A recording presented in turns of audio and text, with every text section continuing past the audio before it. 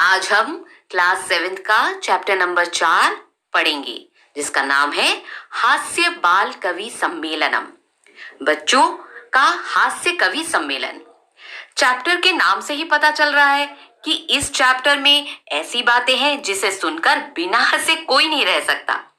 इसके अलावा इस चैप्टर में कई अव्यय शब्दों का प्रयोग भी हुआ है। अव्यय वे शब्द हैं जो तीनों लिंगों, तीनों वचनों और सभी विभक्तियों में एक जैसे ही रहते हैं। तो चलिए शुरू करते हैं आज का चैप्टर नंबर 4। विविध वेशभूषाधारिणः चत्वारः बालकवयः मंचस्य उपरि उपविष्टाः सन्ति। अधः श्रोतारः हास्य कविता श्रवणाय उत्सुकाः सन्ति, कोलाहलं च कुर्वन्ति। विविध वेशभूषाधारिणः चत्वारः, विविध वेशभूषा धारण किए हुए अर्थात तरह तरह के रंग बिरंगे कपड़ों को पहने हुए, चत्वारः बाल कवयः चार बाल कवि, मंचस्य ऊपरी उपविष्टाः सन्ति मंच के ऊपर बैठे हैं। अधः श्रोतारः हास्य कविता श्रवणाय, अधः यानी नीचे, श्रोतारः श्रोतागण, हास्य कविता श्रवणाय हास्य कविता सुनने के लिए, उत्सुकाः सन्ति उत्सुक हैं, कोलाहलम च कुर्वन्ति और शोर मचा रहे हैं।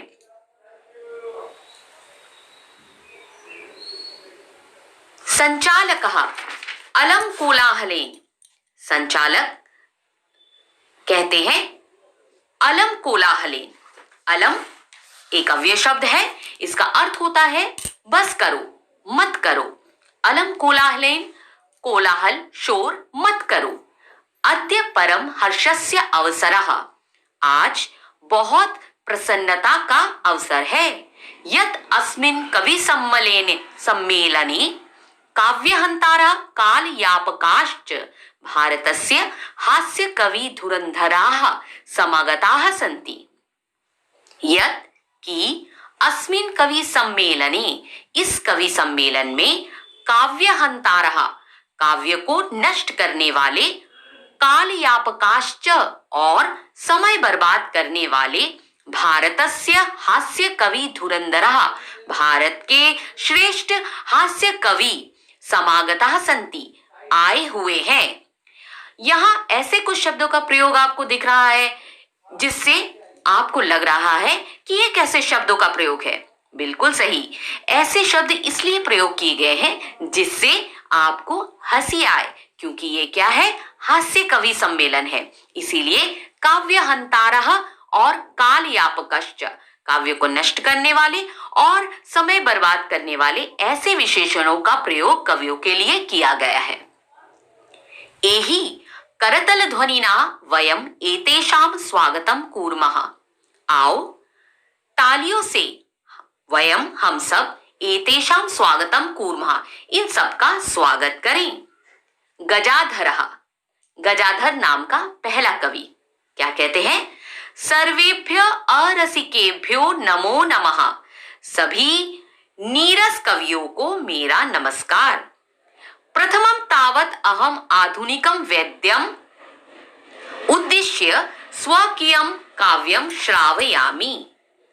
प्रथमं तावत्, तो पहले, अहम मैं, आधुनिक वैद्य आधुनिक चिकित्सक, उद्देश्यम स्वकीयम काव्यम श्रावयामि उद्देश्य करके अपनी कविता श्रावयामि सुनाता हूं। वैद्यराज नमस्तुभ्यम, यमराज सहोदरा यमस्तु हरति प्राणान, वैद्यः प्राणान धनानि च। वैद्यराज, हे वैद्यराज, नमस्तुभ्यम यमराज सहोदर, यमराज सहोदर यमराज के भाई, तुभ्यम तुम्हें नमस्कार है। यमस्तु हरति प्राणान, यमराज तो प्राणों को हरते हैं। वैद्यः प्राणान धनानि च, और चिकित्सक प्राण और धन दोनों को हर लेते हैं, दोनों को ले लेते हैं। सर्वे उच्चैः हसन्ति, सभी ऊंचा हंसने लगे, यानी जोर से हंसने लगे। कालांतकः। अगला कवि, अरे वैद्यास्तु सर्वत्र परंतु न ते मादृशा कुशलः जनसंख्या निवारणे। अरे चिकित्सक तो सर्वत्र सभी जगह है, परंतु नाते मादृशः, परंतु वे मेरी तरह जनसंख्या निवारणे न कुशलः, जनसंख्या निवारण में यानी जनसंख्या कम करने में कुशल नहीं है। ममापि काव्यम इदम शृण्वन्ति भवन्ता, मेरी भी इस कविता को आप सब सुनिए। चिताम प्रज्वलिताम दृष्ट्वा वैद्यो विस्मयागतः, नाहं गतो न मे भ्राता कस्येदं हस्तलाघवम्। चिताम प्रज्वलिताम दृष्ट्वा, जलती हुई चिता को देखकर वैद्य विस्मयागता, वैद्य आश्चर्यचकित है। ना अहम गतो ना मे भ्राता, ना मैं गया ना मेरा भाई, कस्य इदम हस्तलाघवम, ये किसकी हाथ की सफाई है। सर्वे पुनः हसन्ति, सब फिर से हंसने लगे। तुंदिलः। अगला कवि कहता है, तुंदस्य ऊपरी हस्तम आवर्तयन, अपनी तोंद के ऊपर हाथ को फहराकर। तुंदिलो अहम भो, मैं तुंदिल हूं। अरे ममापि इदम काव्यम श्रूयताम जीवने धार्यताम च, मेरी भी इस कविता को सुनिए, जीवने धार्यतम च, और जीवन में धारण कीजिए। परान्नम प्राप्य दुर्बुद्धे मां शरीरे दयाम कुरु, परान्नम दुर्लभम लोके शरीरानि पुनः पुनः। परान्नम प्राप्य दुर्बुद्धे, हे दुष्ट बुद्धि, पर अन्नम यानी दूसरों का अन्न भोजन प्राप्य प्राप्त करके, मां शरीरे दयाम कुरु, अपने शरीर पर दया मत करो। परान्नम दुर्लभम लोके, क्यों नहीं दया करनी चाहिए, क्योंकि पर अन्नम दूसरों का अन्न, लोके इस संसार में दुर्लभ है, बहुत मुश्किल से मिलता है। शरीरानी तो पुनः पुनः, परंतु शरीर तो बार बार मिलता रहता है। सर्वे पुनः अट्टहासम कुर्वन्ति, सभी फिर से हंसने लगे, जोर जोर से हंसने लगे। चार्वाक, आम आम शरीरस्य पोषणम सर्वथा उचितमेव। हाँ, आम यानी हाँ, शरीरस्य पोषणम, शरीर का पोषण, सर्वथा उचितमेव, हमेशा उचित ही है। यदि धनम नास्ति, यदि धन नहीं है, तदा ऋणम कृत्वा पौष्टिकः पदार्था एव भोक्तव्यः, तो ऋण लेकर यानी कर्ज लेकर पौष्टिक पदार्थ ही भोक्तव्यम, खाना चाहिए। तथा कथयति चार्वाक कवि, उसके बाद कहते हैं कौन से कवि, चार्वाक कवि क्या कहते हैं, यावत जीवेत सुखम जीवेत ऋणम कृत्वा घृतम पिबेत। यावत जीवेत, जब तक जियो, सुखम जीवेत, सुख से जियो, ऋणम कृत्वा, ऋण लेकर कर्ज लेकर, घृतम पिबेत, घृतम यानी घी पियो। घी यहां पे भोजन के लिए प्रयोग किया गया है, यानी जब तक जियो तब तक सुख से जीना चाहिए। अगर आपके पास धन नहीं है तो कोई बात नहीं, दूसरों से कर्ज लेकर भी अच्छा अच्छा भोजन खाना चाहिए। श्रोतारः, श्रोतागण, तर्हि ऋणस्य प्रत्यर्पणम कथम, तो ऋण को कैसे चुकाएं। चार्वाक कहते हैं, श्रूयता मव अवशिष्टम काव्यम, मेरी बाकी बची हुई कविताओं को सुनिए। घृतम पीत्वा श्रमम कृत्वा ऋणम प्रत्यर्पयेत जनाः। घृतम पीत्वा, घी पीकर, श्रमम कृत्वा, परिश्रम करके, ऋणम प्रत्यर्पयेत जना, लोगों को अपना ऋण चुकाना चाहिए। काव्य पाठ श्रवणेन उत्प्रेरितः एका बालको अपि आशु कविता रचयति हासपूर्वं च श्रावयति। काव्य पाठ सुनकर उत्प्रेरित यानी प्रेरित होकर एक बालक उसी समय अपनी कविता की रचना करता है और हंसते हुए सुनाता है। क्या कहता है, बालकः, बालक कहता है श्रूयताम श्रूयताम, सुनिए सुनिए, भो, अरे, ममापि काव्यम, मेरी भी कविता, गजाधरम कवि चैव तुंदिलम भोज्य लोलुपम, कालांतकम तथा वैद्यम चार्वाकम च नमामि अहम। गजाधर कवि और भोज्य लोलुपम, भोजन का के लालची, भोजन का लालची तुंदिल, कालांतकम तथा वैद्यम, कालांतक जैसा वैद्य, चार्वकम च, और चारवाक को मैं नमामि अहम, मैं नमस्कार करता हूं। काव्यम श्रावयित्वा हा हा हा इति कृत्वा हसति, काव्य सुनाकर हा हा हा इस प्रकार हंसता है। अन्ये चापि हसन्ति, और सब भी हंसते हैं। सर्वे गृहम गच्छन्ति, और सब घर जाते हैं। तो बच्चों, आज का चैप्टर यहाँ कंप्लीट हो गया। आगे शब्दार्थ दिए हुए हैं। मैंने आपको पहले ही कहा था, जैसे ही आप किसी भी चैप्टर को पढ़ते हैं तो सबसे पहले उनके शब्दार्थ पढ़ने चाहिए। शब्दार्थ से आपको चैप्टर और अच्छे से समझ आता है और अच्छे से आप लोग उसका अनुवाद कर सकते हैं। तो यहां से सारे शब्दार्थ आप पढ़िए और उसके बाद चैप्टर। आइए हम अब अभ्यास कार्य करते हैं। अभ्यास का पहला प्रश्न है उच्चारण कुरुत, उच्चारण कीजिए। यहां उच्चारण के लिए अव्यय शब्दों को दिया गया है, तो मेरे साथ आप उच्चारण कीजिए। ऊपरी, अधः, उच्चैः, नीचैः, बहिः, अलम, कदापि, अन्तः, पुनः, कुत्र, कदा, एकदा। अगला प्रश्न है मंजूषातः अव्यय पदानि चित्वा वाक्यानि पूरयत। मंजूषा से अव्यय पदों को चुनकर वाक्य पूरे करने हैं। मंजूषा यानी बॉक्स में कई शब्द दिए गए हैं, उनको चुनकर, जो शब्द अव्ययवाची शब्द है उनको चुनकर आप वाक्य को पूरा कीजिए। पहला शब्द है अलम, अलम यानी बस, मत करो। अंतः यानी अंदर, बहि यानी बाहर, अधः यानी नीचे, ऊपरी यानी ऊपर। वृक्षस्य ऊपरी खगाः वसन्ति, वृक्ष के ऊपर पक्षी रहते हैं। अलम विवादेन, विवाद यानी झगड़ा, अलम मत करो। वर्षा काले गृहात् बहिः मा गच्छ, वर्षा काल में घर से बाहर मत जाओ।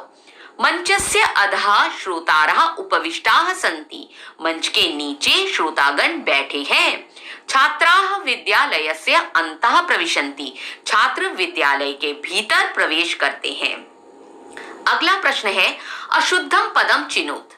कुछ पद दिए गए हैं, इनमें से एक पद अशुद्ध है जिसे चुनकर हमें लिखना है। पहला है गमन्ति, यच्छन्ति, पृच्छन्ति, धावन्ति। यहाँ पर गमन्ति पद अशुद्ध है। क्यों? क्योंकि गमन्ति पद होता ही नहीं। क्या होता है बच्चों? गच्छन्ति। अगला रामेण गृहेण सर्पेण गजेन। रामेण गृहेण सर्पेण, यहाँ तीनों में तृतीया विभक्ति लगी है। गजेन में भी लगी है, लेकिन गजेन शब्द अड़ा ना होकर ना लिखा जाता है, तो गजेन शब्द जो है हमारा अशुद्ध है। लत्या, मात्या, रमया, निशया। लत्या, रमया, निशया, ये भी तीनों तृतीया विभक्ति एक वचन है। मात्या ये गलत है, मातृ शब्द का है ये रूप, और मातृ शब्द की तृतीय विभक्ति में मात्रा शब्द होता है। अगला लते रमे माते प्रिये। लते रमे प्रिये, ये प्रथमा तथा द्वितीय विभक्ति का द्विवचन है। माते यानी फिर से मातृ शब्द, मातृ शब्द का प्रथमा और द्वितीय द्विवचन होता है मातरौ। लिखति गर्जति फलति सेवति। लिखति गर्जति फलति ये ठीक है, लेकिन सेवति ये गलत पद है, अशुद्ध पद है। सेवति सेव धातु से बना है। सेव धातु कैसे चलती है? सेवते। अगला प्रश्न मंजूषातः समानार्थ पदानि चित्वा लिखत। मंजूषा यानी बॉक्स से समानार्थक पदों को चुनकर लिखिए। पहला है प्राप्य। प्राप्य यानी इसका समानार्थक शब्द क्या है? लब्ध्वा। दोनों का अर्थ ही क्या है? प्राप्त करना। कुशलः दक्षः, कुशल निपुण, दक्ष भी निपुण। हर्षस्य प्रसन्नतायाः, हर्ष भी खुशी, प्रसन्नता भी खुशी। देहस्य शरीरस्य, देह यानी शरीर, शरीर यानी शरीर। वैद्यम चिकित्सम, वैद्य यानी चिकित्सक डॉक्टर को कहते हैं और उसी का ही समानार्थक शब्द क्या है? चिकित्सम। अगला प्रश्न, अधोलिखितानां प्रश्नानां उत्तराणि एक पदेन लिखित। नीचे लिखे हुए प्रश्नों के उत्तर एक पद में लिखिए। पहला प्रश्न, मंचे कति बाल कवयः उपविष्टाः सन्ति। मंच में कितने बाल कवि बैठे हैं? चत्वारः, 4। के कोलाहलम कुर्वन्ति, कौन शोर कर रहे हैं? श्रोतारः, श्रोतागण। गजाधरा कम उद्देश्य काव्यम प्रस्तुति, गजाधर किसे उद्देश्य कर कविता सुनाता है, प्रस्तुत करता है? वैद्यम यानी चिकित्सक। तुंदिला कस्य उपरि हस्तम आवर्तयति, तुंदिल किसके ऊपर हाथ फेरता है? तुंदस्य, पेट के ऊपर। लोके पुनः पुनः कानि भवन्ति, संसार में पुनः पुनः क्या होता है? शरीरानी यानी संसार में लोग बार बार शरीर को प्राप्त करते हैं। किम कृत्वा घृतम पिबेत, क्या करके घी पीना चाहिए? ऋणम यानी कर्ज लेकर भी, ऋण लेकर भी हमें घी पीना चाहिए। मंजूषाता पदानि चित्वा कथायाः पूर्ति कुरुत। मंजूषा में कुछ शब्द दिए गए हैं जिन्हें लेकर हमें नीचे की कहानी पूरी करनी है। पुरा एकस्य नृपसः एकः डैश वानरः आसीत्। पुरा प्राचीन काल में एक राजा का एकः प्रिय वानरः आसीत्। प्रिय बंदर था। एकदा नृपः डैश आसीत्, एकदा नृपः सुप्तः आसीत्। एक बार राजा सो रहा था। वानरः व्यजनेन तम अविजयत, बंदर व्यजनेन यानी पंखे से, तम अविजयत उसे पंखा कर रहा था।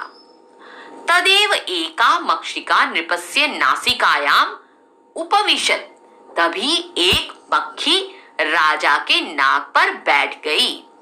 यद्यपि वानरः वारं वारं व्यजनेन ताम निवारयति स्म, यद्यपि बंदर बार बार पंखे से उसे भगा रहा था, तथापि स पुनः पुनः नृपस्य नासिकायामेव उपविशति स्म।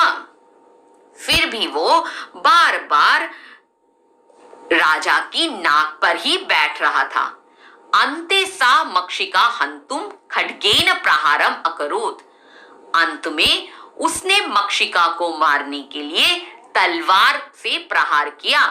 मक्षिका तु डीय दूरम गता, मक्खी तो उड़कर दूर चली गई, किंतु खड्ग प्रहारेण निपस्य नासिका छिन्ना अभवत, किंतु तलवार के प्रहार से राजा की नाक कट गई। अत एव उच्यते, इसलिए कहा जाता है, मूर्ख जनै सह डैश न उचिता, मूर्ख लोगों के साथ क्या उचित नहीं है? मित्रता। अगला प्रश्न, विलोम पदानि योजयत। विलोम पद यानी उल्टे अर्थ वाले पदों को एक साथ जोड़ना है। पहले जो शब्द हमें दिए गए हैं, पहला शब्द है अधा। अधा का क्या अर्थ होता है? नीचे। नीचे का विलोम क्या होगा? ऊपरी। अंतः अंदर। अंदर का विलोम बहि, बाहर। दुर्बुद्धे, दुर्बुद्धि। विलोम सुबुद्धे। उच्चहि, ऊंचा। ऊंचा का विलोम नीचे ही। दुर्लभम, सुलभम। बच्चों, देखा कैसे हमने आसानी से अपना चैप्टर कंप्लीट कर लिया। आपको पता ही है चैप्टर के लास्ट में आपको क्या दिया जाता है? हाँ, बिल्कुल ठीक, हिंदी में अनुवाद। तो यहाँ से आप पूरा अनुवाद देख लीजिए और अच्छे से इस चैप्टर को पढ़िए, समझिए। हास्य कवि सम्मेलन में आप लोगों को हंसी आई ना? हाँ, कितना मजेदार चैप्टर था। बच्चों, अगर आप समझ के पढ़ेंगे तो आपको बहुत मजा आएगा। संस्कृत के हर एक चैप्टर में कोई ना कोई सीख जरूर दी जाती है और बड़ी मजेदार मजेदार कहानियां होती हैं। इसलिए आप अच्छे से इसे पढ़िए, अच्छे से समझिए और अपना चैप्टर कंप्लीट कीजिए।